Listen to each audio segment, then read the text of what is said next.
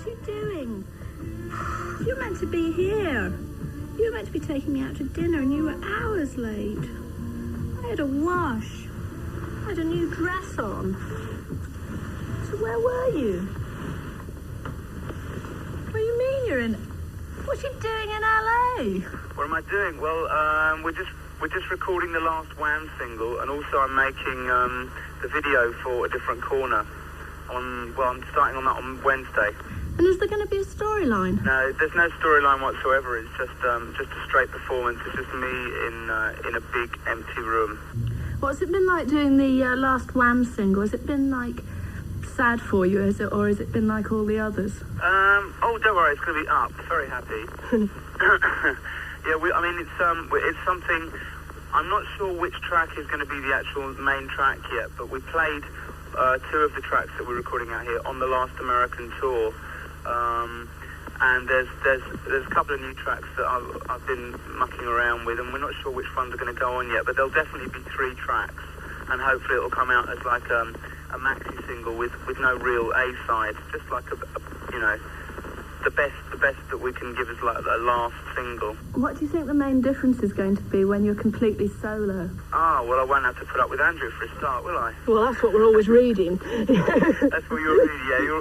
Basically, the only difference is going to be that basically it's just going to be, I suppose, a different type of promotion and also a different type of material, because Wham basically has always meant, young and vibrant and everything. It's not that I don't want to still make up records, because I do occasionally. It's just that, I'm not 18 anymore, Andrew's not 18 anymore, and gradually as we get older, the whole thing starts to become more and more forced in terms of sticking to the original formula that Wham was supposed to be.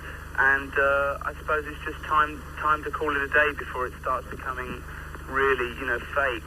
At the moment we still enjoy it, but we know that we wouldn't be enjoying it another year, 2 years' time, so we thought we'd quit while we were ahead, What do you think of all the press that there's been since the split's been announced? I was at home when the actual split stories happened, and basically, I said it once before, but I think it's I don't know whether everybody really believed me, but the only statements that went to press were about our split with management, about my split with management rather. And it's just that at the time Andrew hadn't made his decision to split with no mismanagement, which he has now, and it just looked like it was a parting of the ways on our part, as opposed to myself and no miss.